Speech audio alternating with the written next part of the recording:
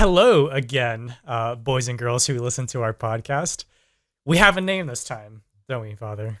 Yes. We have a name. Our name is Two Generation Analyzation, courtesy of my father. I did not come up with that name. I came up with something a lot lamer. But anyway, we have a name. We're still working on an intro. Maybe we'll do like an actual video intro or whatever. Anyway, we're stuck with this for now. We got a big game this week. We have the Indianapolis Colts and the Tennessee Titans. We talked a little bit about it last week, but we didn't really go into depth with it. So the big thing we're going to talk about this week is they are both 7-3. They are both fighting for number one spot in the AFC South. Now we're going to kind of go into it. We're going to kind of look at how the defenses compare with each other. More specifically, how does the Colts defense handle the run, and how Derrick Henry is looking this season. So, with that being said, Father, take it away. All right. Thanks, Devin. So a couple of things I wanted to point out were, obviously there is a huge difference in what Tennessee is doing as far as their running. So they're running 151 yards per game. Obviously, a huge portion of that is Henry. He's doing about 107 yards per game. He's got 1,079 yards already for the year. And so now you flip it over to the Colts defense, what they're allowing for a run per game. So they're allowing 89.2 yards per game. So there's a huge difference when you look at the teams and you really break them down. If you look at Tennessee's passing yards that they're allowing, Tennessee's allowing 267. The Colts offense is passing around 293 yards. So not a big difference there. Total yardage is the same.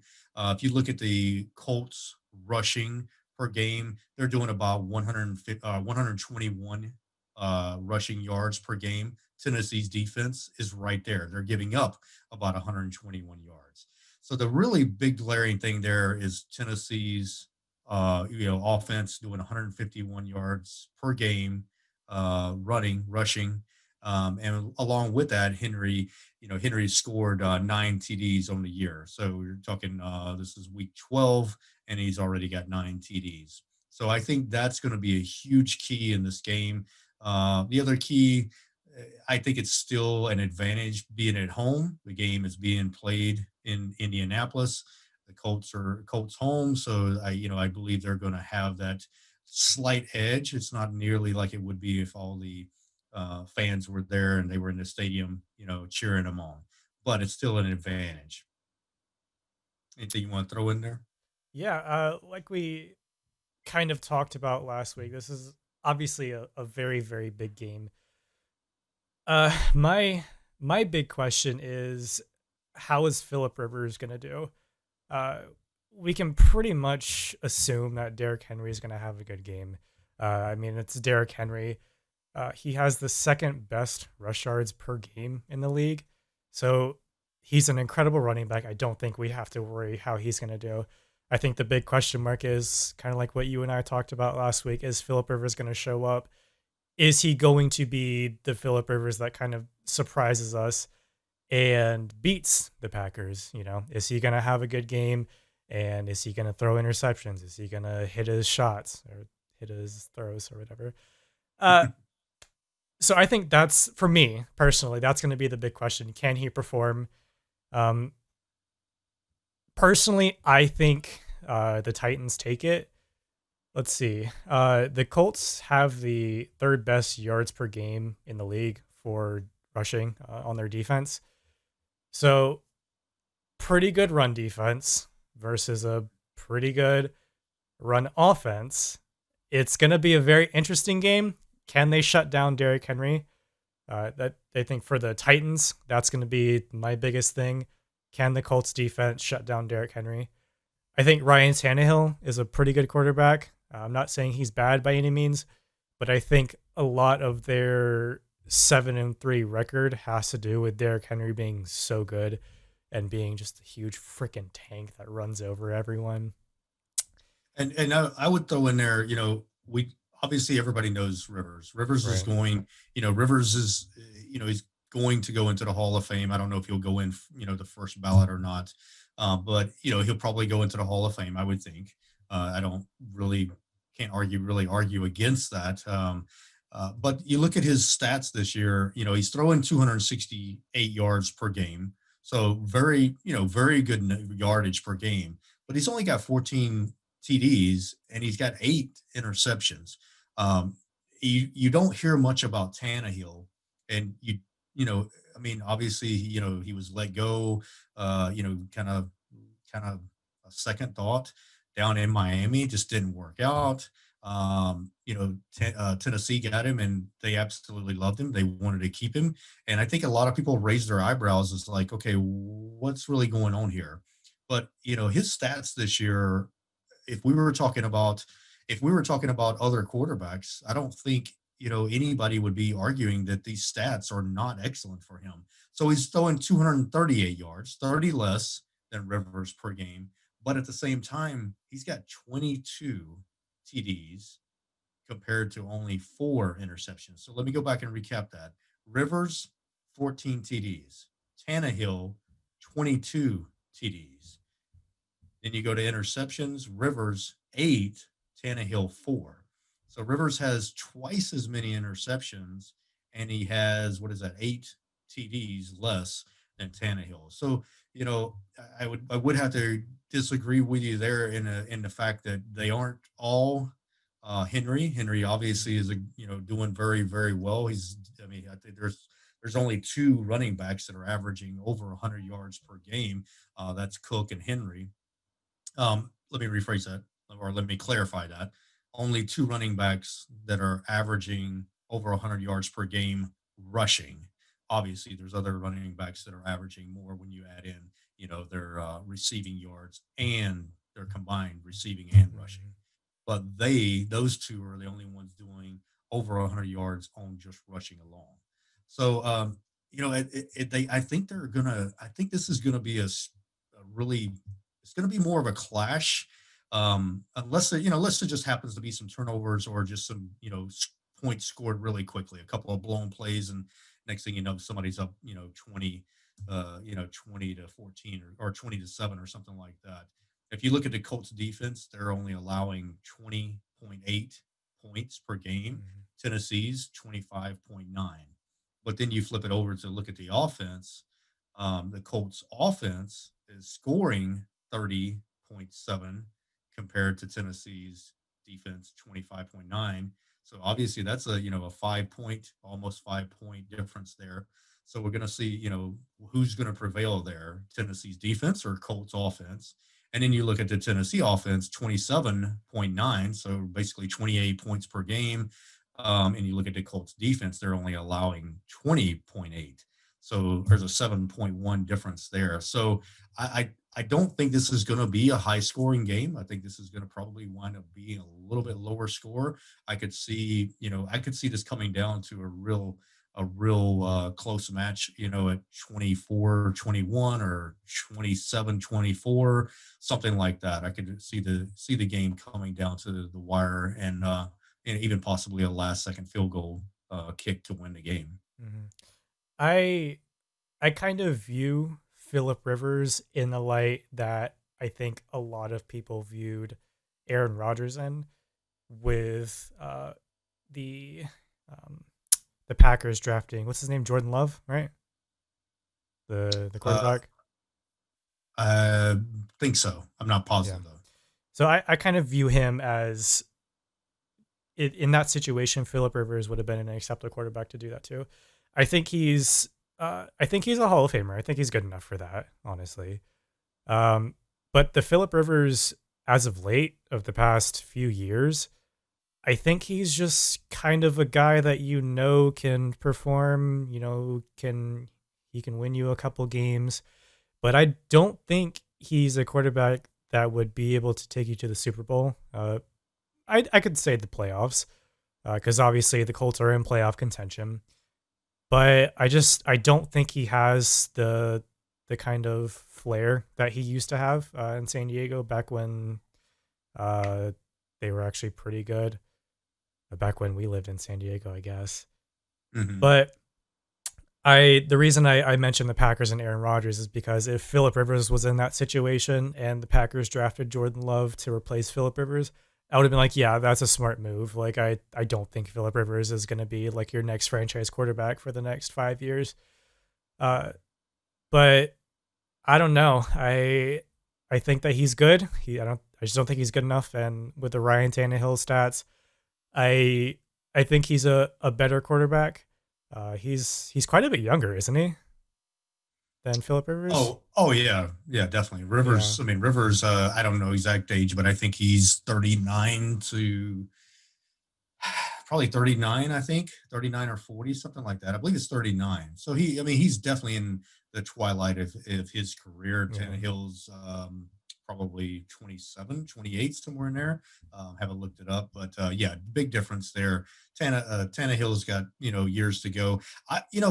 Something I thought of as you were talking there, the Colts remind me of, for some reason, they remind me of kind of like what Tennessee was last year. Mhm. Tennessee Tennessee was kind of I felt like a more complete, and I'd have to go back and look at the stats, so maybe I'm wrong.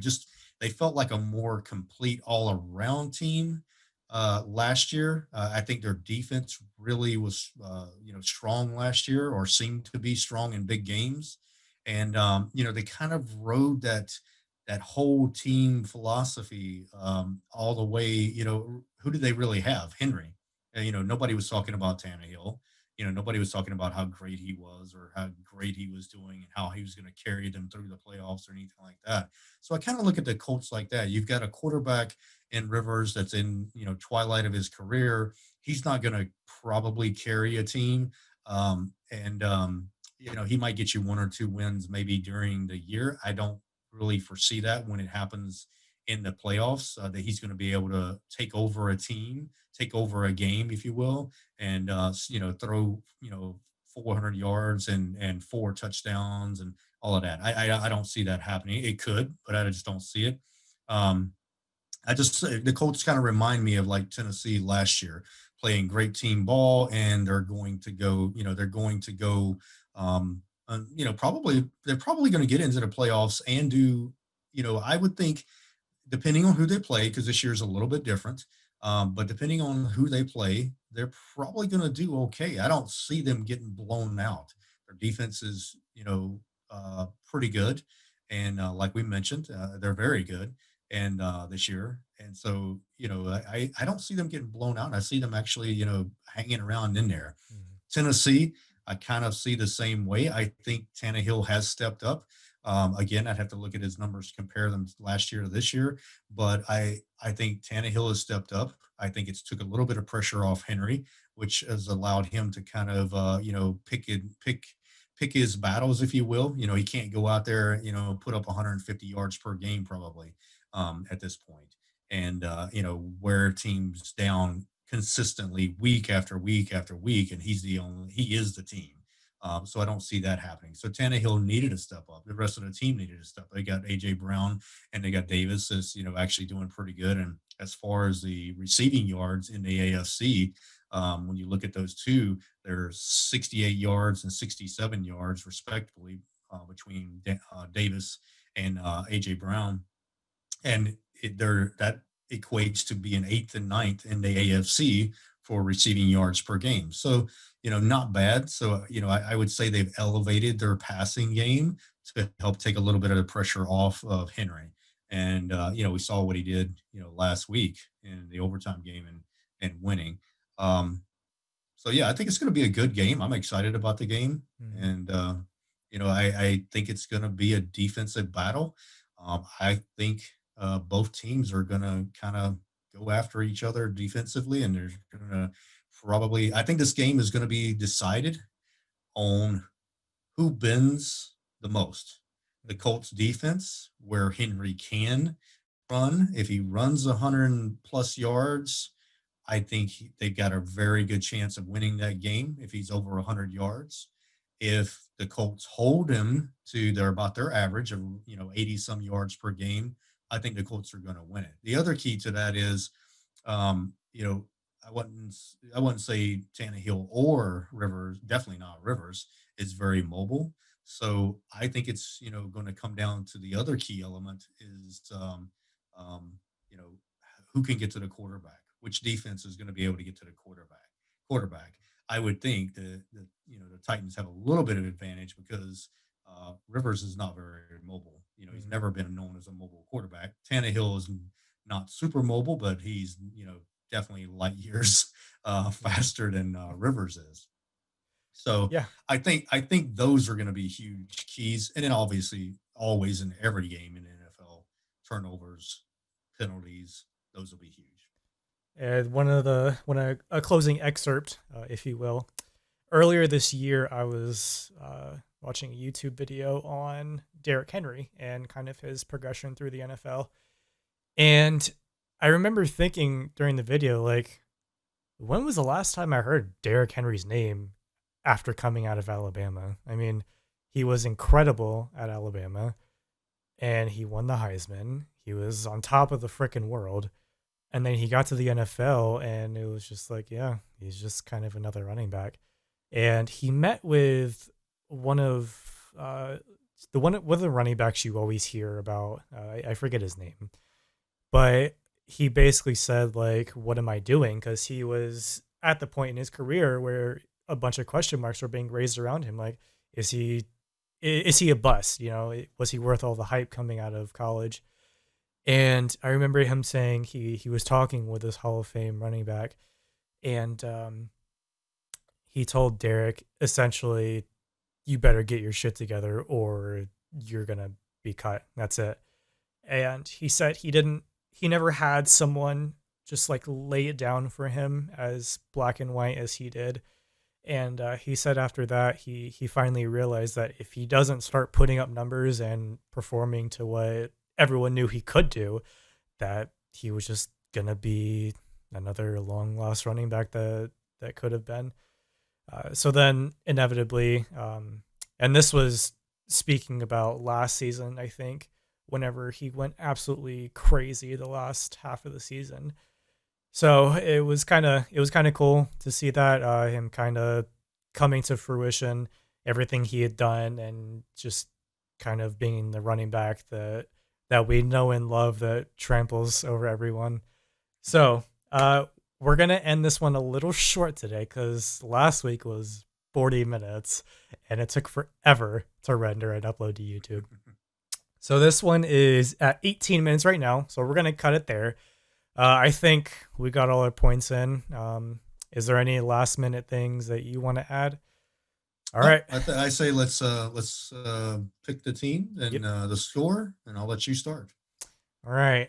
Uh, I say Titans 21-17.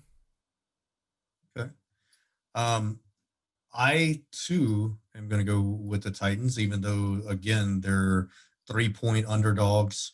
I think Tannehill, I think Henry are going to step up. I think they're going to come up with some to get enough defense there to get after Rivers to make him make a couple of mistakes. As we pointed out, Tannehill 4 interceptions, Rivers 8 interceptions. Rivers always been inclined to throw interceptions. You get after him, he can make some mistakes. So I think that along with a steady dose of Henry and pounding that Colts defense, they're going to wear down. I'm going to give it to the Titans, and I'm going to say I'm going to go what I said earlier on, what I thought it could possibly be, which is 24-21. That's what about 24? So it's 45. I think the over and under on that game was 51. So I think it's going to be under, and I think it's going to be 24-21 Titans. All right. Well, thank you, boys and girls, ladies and gentlemen, for watching episode 2 of our Two Generation Analyzation podcast. We'll trademark that at some point. um, if you are still watching at the end of this video, make sure to check out week 1. It was a bit rough, but we got through it. Not week 3, episode 3 will probably be next week. We'll talk about some other game. Or we may throw in a wrench and talk about exercise or what have you. Yeah, So, and we might recap a game from this week too, yes. especially if there's a surprise game out there. All right. Well, thank you for watching and have a great day. Thank you.